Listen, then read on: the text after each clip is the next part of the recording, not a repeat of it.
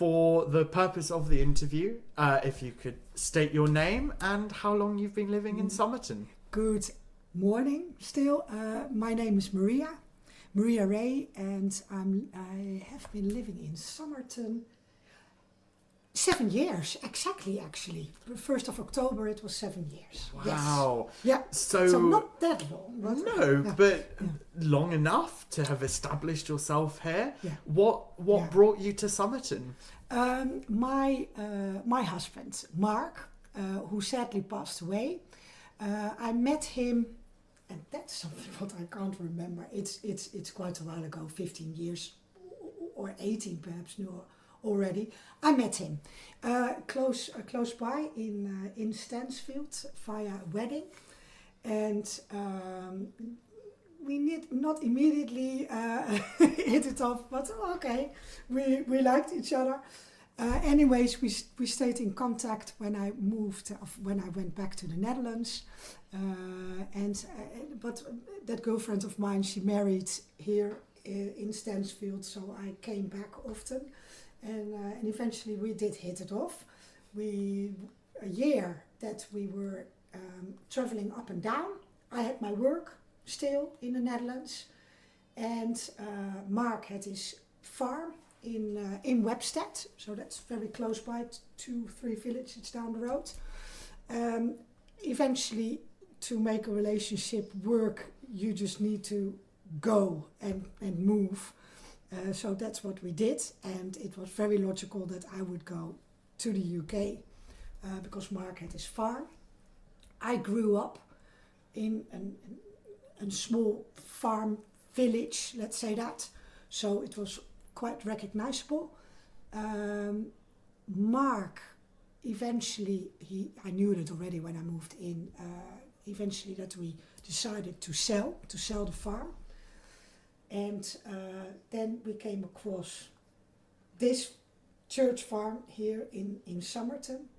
And the first time when I drove up here to the yard, I saw the old Victorian stables. I saw the black grain barn, what used to be the grain store. The whole environment, the dead end road, it was quite clear that, this is lovely. Mark was a bit daunting because he said the house is old. And I said, yes, it's old. But we had a good conversation about it, and I'm more light-hearted in that way that I said, it's already here for over 500 years. What could possibly go wrong? Yes. And obviously when we came here, had no damp. The construction looked all right. We hardly could find any woodworm, for example. The windows in order. So, anyways, the whole atmosphere, and then the stables and the land. The decision was quite soonish made. And we moved here in 2018. It was, and I was pregnant of our little boy Thomas. So with a big tummy, we were doing some painting and getting things sorted, because within a month, because we could move the 1st of October, but I knew that I had a C-section with Thomas because he was in breech. So I knew Thomas was arriving the 1st of November. So we were in quite a hurry. And then we just quickly the carpets and so on. Mark, when we were here, well, not long ago, obviously Thomas was born. My parents came over to help, and Mark had back then 2 more months the time to, say, empty the farm in Webstead. So he was gone a lot, trying to get everything moved over or selling what wasn't needed. So that has been a huge busy period for us. When I moved to the UK, because even the UK is a little bit behind in certain things like computers and that kind of software. I used to work for a project developer.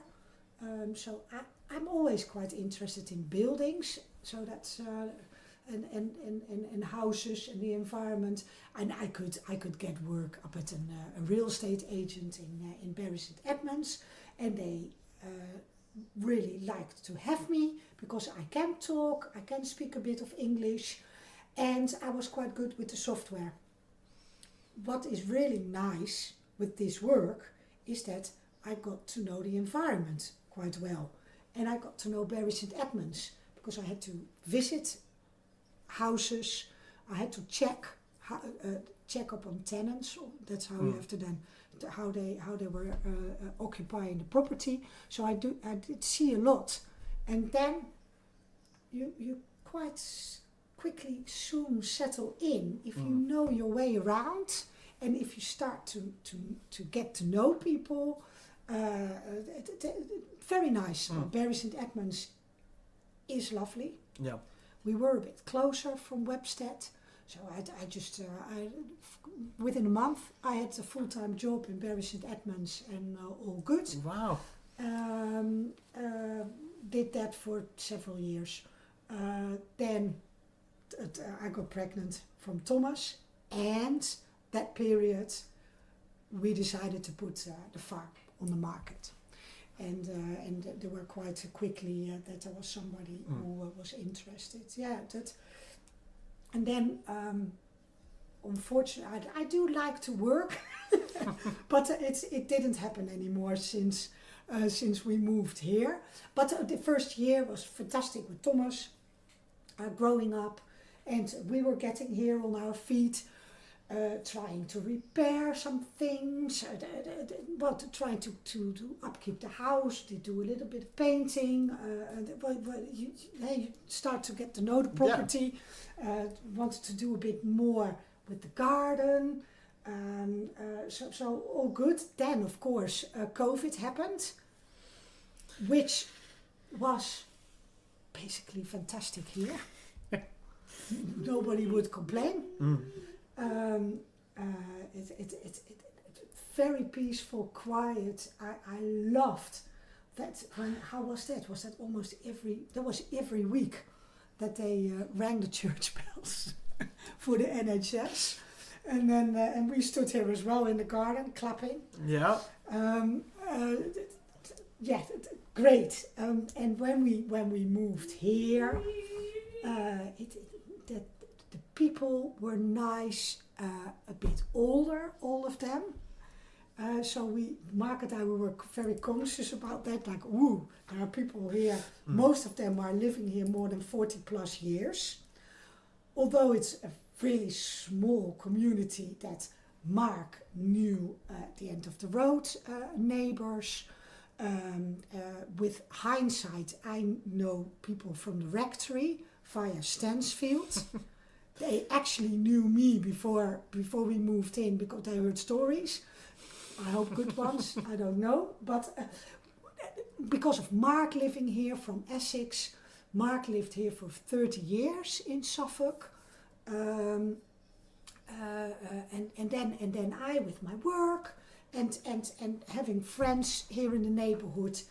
Yeah, it didn't matter if we moved or we would still be in Webstead, or that we moved up to Somerton. It's not that far away from each other, and that, with hindsight, I'm really grateful and relieved that we stayed in the same neighborhood. In COVID time, all was well until Mark didn't feel well at all. He was very tired. And after 6 months, unfortunately, we received the news he had leukemia. And that's just beyond. If you just moving in a little boy, and he was enjoying Thomas so much, he was so proud. After a year of going up and down to the hospital, he did have a transplant. His sister was donor, but that all didn't work out. And unfortunately, that's one day again that we had to go to the hospital because he wasn't well. And 10 days later, he actually didn't come out of the hospital anymore, and he passed away in Addenbrooke's. So I can dream that road going up and down to Addenbrooke's. But what I noticed, being in such a small community, everybody knew. And some people leave you to it, but most of here in the village, a card or just a chat or, well, fantastic. And then you realize how lovely it is to I felt part of a little community, and I'm still feeling a part of a little community, but that you get to know people. And in a very, very sad time. And then unfortunately, little Thomas, he lost his dad. Yeah. And then you would say, my goodness, this is a big house. Although somebody else said to me not that long ago, no, it's not that big. And I'm like, okay. I think we're not using half of the property. But on the other hand, I can leave, because it's a big house, I can leave everything as it is.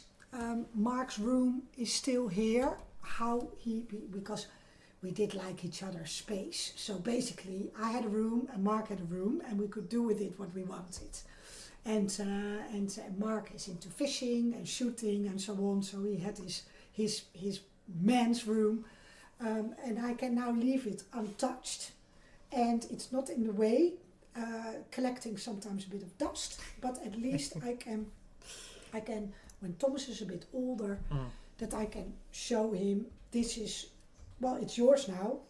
Yeah. And this is what your dad, what your father liked. Yeah. And I think that's just really nice. Yeah. And I'm just trying to upkeep here the rest. Yeah.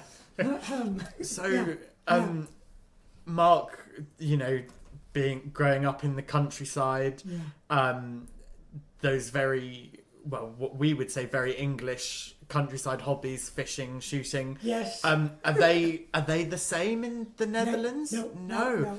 So did you find it quite strange when you moved here? No, very recognizable. In the Netherlands, it used to be like this. The only thing is that the Netherlands is so much smaller, so much more people, that everything has to be arranged there.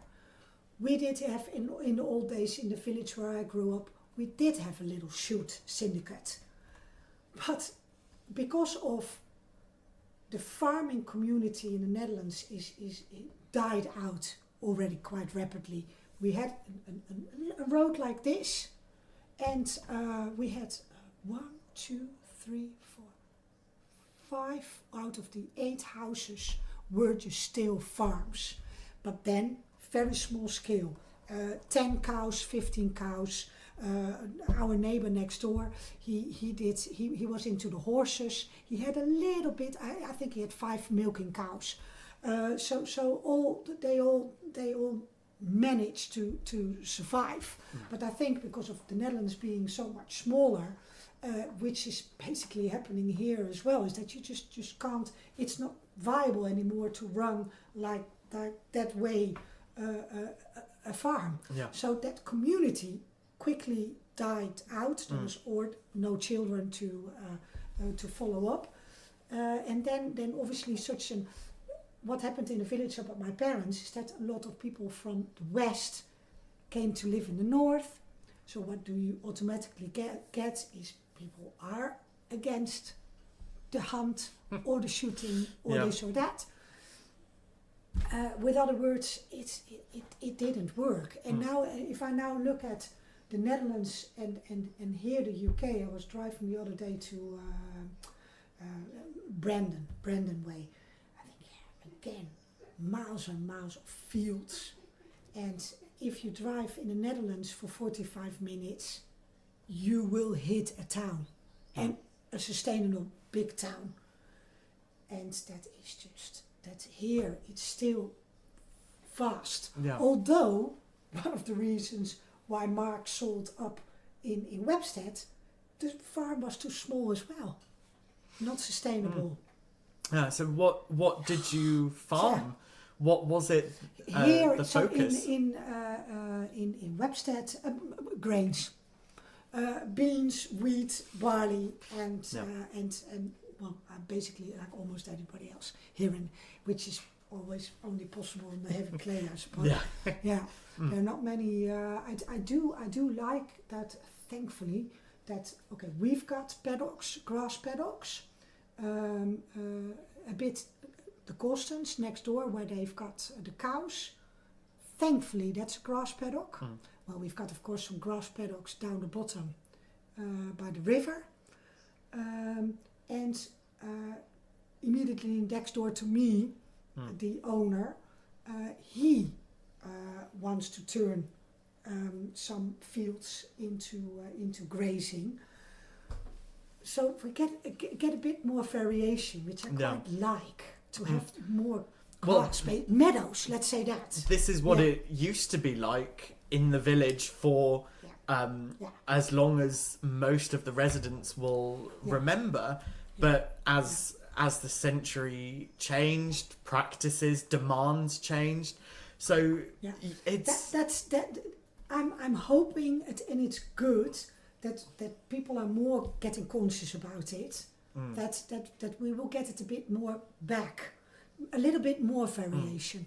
Because basically I've been now having sheep for 2 years, and sheep do eat a lot. Not always good.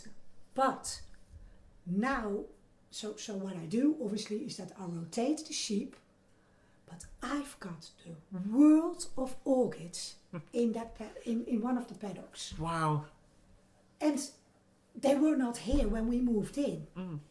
So apparently, just by changing a bit of the way of grazing, that's what I said. Okay, then something happened by accident because we had a really dry summer, so all the orchids got eaten.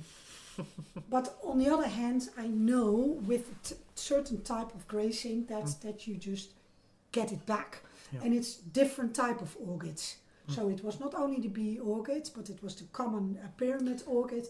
Now I was fantastic. Yeah. Lots and lots of daisies, and then people, what's just a privilege. Hey, you've got all the wild seeds and what you can buy for the bees and the butterflies and whatever, the seed bombs, which in my opinion don't work. But I didn't have to do anything of that. So that my conclusion is a bit, this is a meadow for ages already. The only thing is that it's there, but you need to give it a chance. Yeah. And that's just, I think it's lovely. Yeah. I do. So I'm very, very passionate about to keep it the same. And I'm really hoping that next door the Corstons never decide to make this an arable field as well, that they keep it the meadow. Yeah. There is huge difference between that meadow, because that's fertilized and you will not see the wild flowers in there, and with me it's there is nothing that I fertilize with except for the sheep and the horses, and then you get you see the difference. They're very interesting to see. It's lovely, and that's something, for example, as well in the Netherlands. It's small, it's so regulated. Here you've got still that you can go to the land registry and that nobody knows who owns a little piece of land. In the Netherlands that will not happen. Wow. And that is just what I say, it's regulated. They do go more towards getting hedges planted, a lot of getting the nature back. First they straightened out the ditches for how do you say that, to because the Netherlands is wet, but now they meander the ditches, what they do here. basically what I see is that the UK has still a lot of elements what the Netherlands in the old days had too. And what I quite like is that the UK is trying desperately to hang on to some traditions, even if it is only the letterbox or the phone box, properties, and that's, I think it's lovely to see, and that's why I do like it here. Yeah. Do you know how old the house is? Do you know how old the farm is? This they said, the surveyor said, it's from the even the 1400s or 1500s. Wow. So it is not 15 or 1600, but even a century Even older. Wow. He mentioned, and I wish, I need to get somebody back one day, because I was pregnant and I was very busy in my head, so with other things. But he said a certain beam is one tree, which is here in the living room and goes up to the first floor. Wow. Which, what he said, would indicate it, a certain century, and that he said, that's pretty special that it's one tree, and that's well, he told a lot about it. What I said, unfortunately, that and what I'm very intrigued about is upstairs. That is not the first floor, but the attic. That there are remains of partition walls. Oh wow. And he said that is most definitely servants' quarters. So there have been people then living all up in the roof, obviously with no windows, because that's what they had. They just had a place to sleep. And that's just, and in the front room, I call it, there is an open fireplace, and there are the remains most likely of a bread oven. So there are elements in this house. The mullion windows are, thankfully, that because this lean-to here, this kitchen got built in the 90s, but thankfully they kept a lot of things, because I don't know if it now. It probably got renovated and then it got listed, or just vice. I'm not sure. It's not listed that long.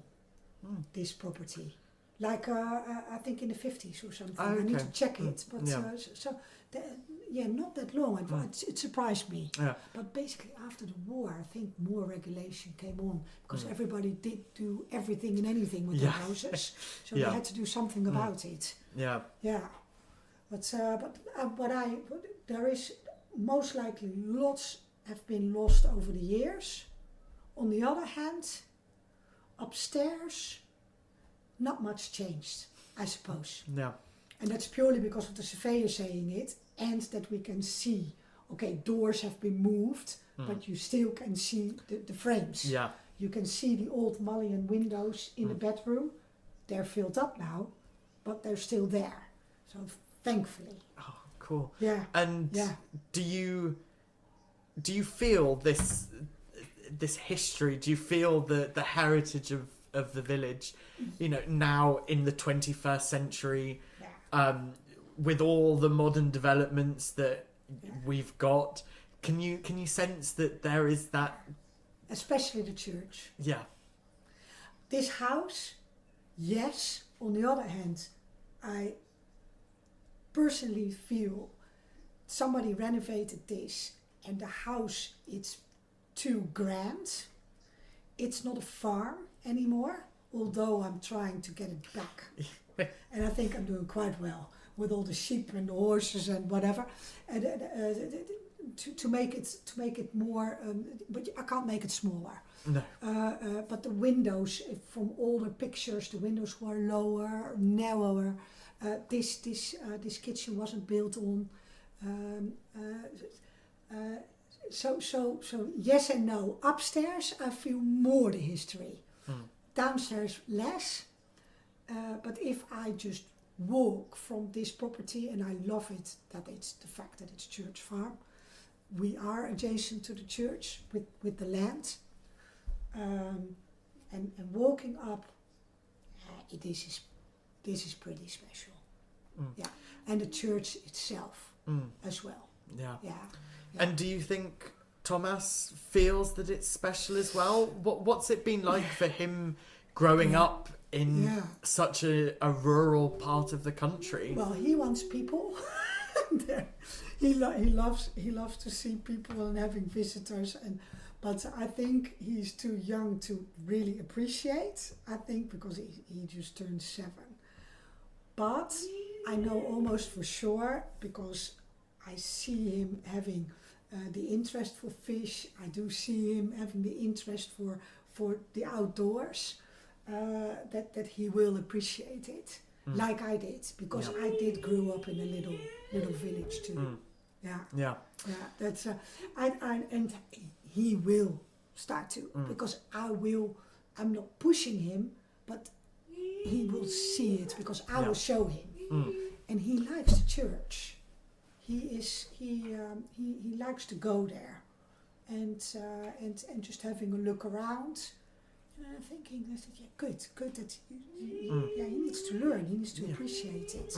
If you don't mention it to a child, you will not get it anyway. No, I think. Yeah. And what about the more practical side of raising a family in such a rural part of the country? You need a good car. Yeah. Is there something that you wish Somerton had, or Hartest, the next village over? Is there something that you think, yes, I'd love the post office to return, or?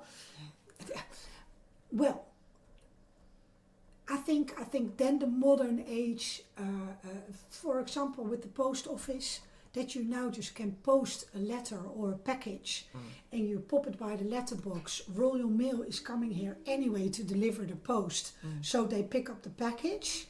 Well, fantastic, I think, because otherwise I'm driving all the way up to wherever, which is another car on the road, and now he's here anyway. Yeah. Those things for little villages, I think it's just perfect, because I am quite conscious about, because we are far out, to use the time properly. If I go to Bury St Edmunds, I'm doing multiple things. I'm not going to drive up and down and up and down and up and down. And that's deliveries. No, I'm not missing anything then in a way. Of course, it would be lovely to have a little village shop or whatever. But on the other hand, if it's not viable, it's so difficult.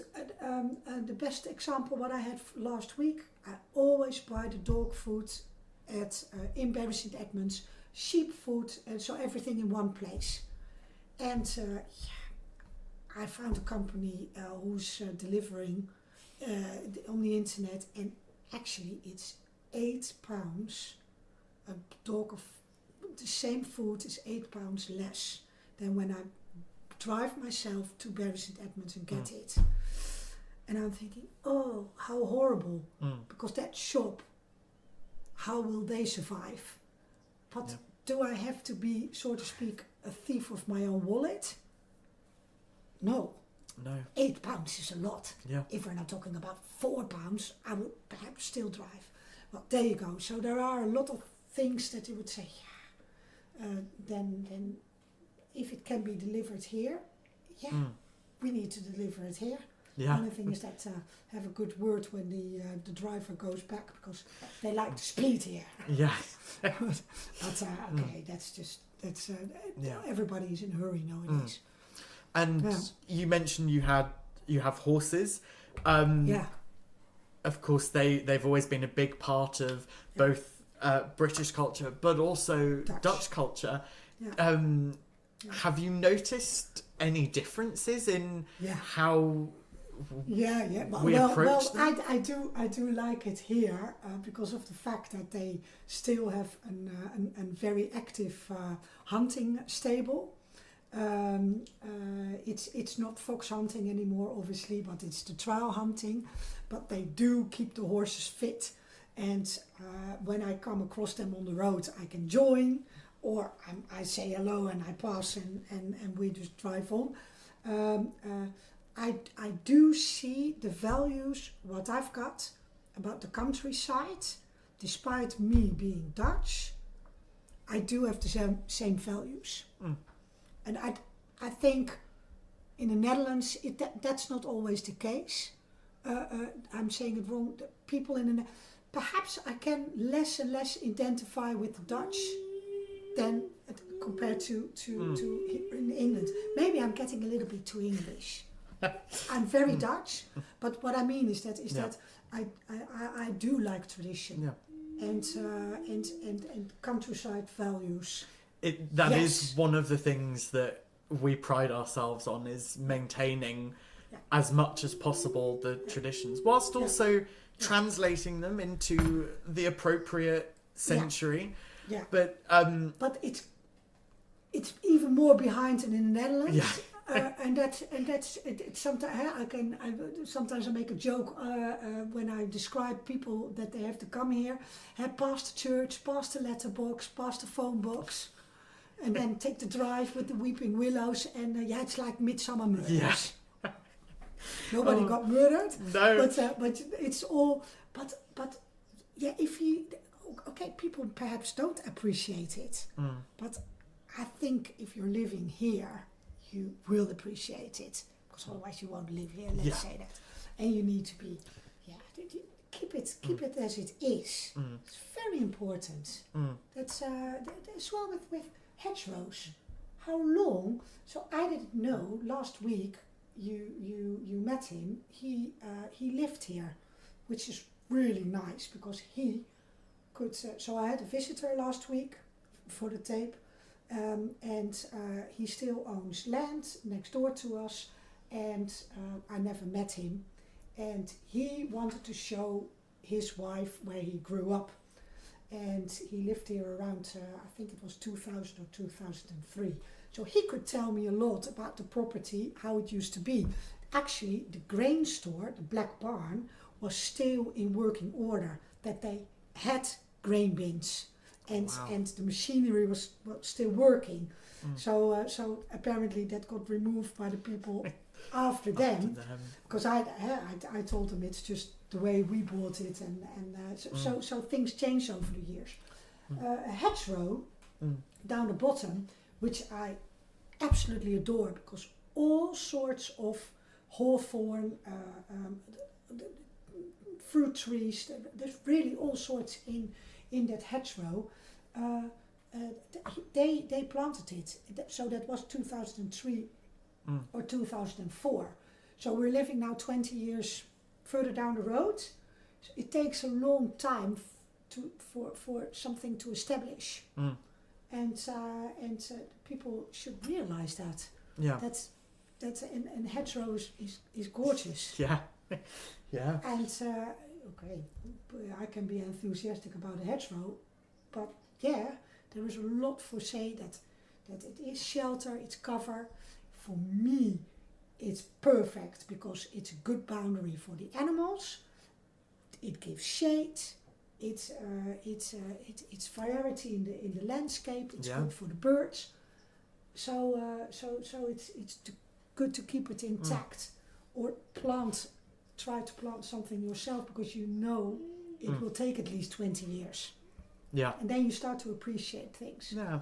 And you were saying, how you might be losing a little bit of your Dutch roots, establishing yourself here. Yeah. How have you managed to keep them alive in this rural English setting? Is there a way that you keep your Dutch roots alive? Yes. I've got my family, and we fantastic. Okay, talking about modern ages, how brilliant is it that you've got FaceTime and that you can see each other drink a cup of coffee together, and that it looks like we're like now at the same table, but basically we're not, or that I can show things. I've got cameras here for the animals to keep an eye on them, and my, well, in this case, my mum, she can log in and she can look as well. Oh, It's nice. how lovely! And so there is that connection, and I will never ever that I would say I'm not Dutch. I'm Dutch. There is no way around it, even my accent. But what's really important is that Thomas is born here in the UK, and he's got an English dad, and he needs to well, I respect both both lands, both countries, and if you are passionate about certain things, like here the countryside, what I've got, and then it's very easy to stay in the UK. Yeah. and for Thomas, yeah, it's good. It's good to keep the environment as it is, that he can see his dad's stuff, which is still about. Nothing changed really since Mark passed away, and that's I think that's good. It's important, and to keep as well the Dutch identity alive is that Thomas is bilingual, and that's the only reason why, is because of me talking Dutch to him, reading Dutch stories, but as well reading English stories. But that's how you.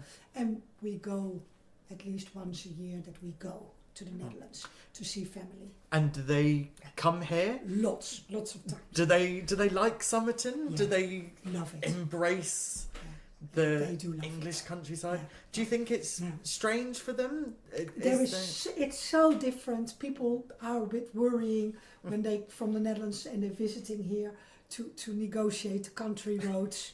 They do understand that I've got a slightly bigger car, and they do understand that I've got, I don't know how often, a flat tire because of getting flint in the tire. Yes, and they do see the beauty. On the other hand, where I grew up in the Netherlands, nice too. But what I said, it's busy.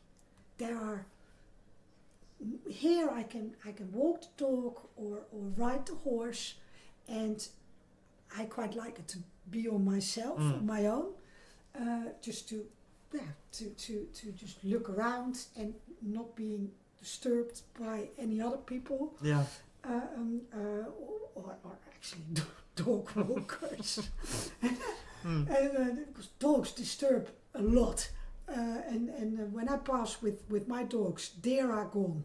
There is always upset. But when I'm on my horse, the deer don't bother. Really? Yeah. Oh, They, wow. because that horse is just something, well, okay, they don't see me on the horse. No. They just see the horse and there's no threat. So it's really, basically it's quite nice that, so you can get quite close and you don't disturb anything. Well, anyways, in the Netherlands you walk and it's quite quickly that, hello Thomas. Fantastic Thomas. You see it, and suddenly a lot of people, and that's why I do like it here, and they do appreciate it as well. Yeah. Although my mum is a bit worried that we are a bit in the sticks, that we are isolated, but I don't think so. No. I don't see the problem. But I'm younger. Yeah. My mum's a bit older. No. So, being a part of this project, what has that meant to you, to be able to record your experience in Somerton as a relative newcomer compared to the people that have been here all their life, or you know? I loved it that there is old documentation that residents have kept them over the years, and that there is that same interest, basically the same passion, isn't it? And that I was really like, oh, there's so much more to learn about what happened in such a little village. If you've got that interest, then it's just lovely to. And I'm unfortunately not really a big part of it because I can't join all the meetings. Well, basically because I've got little Thomas, bless him, and he then comes back from school or whatever. But what I love, and that's just something. Thankfully, that I'm able to do that, and that people, I think, hopefully like it too. But that I can help with certain things, even if it is decorating the church with Christmas, or doing this or little bits and pieces. That's for me very important to feel part of something, and yeah, I feel a bit of a responsibility too, because basically next door, yeah, we're all getting a bit older, and yeah, somebody needs to take over one day.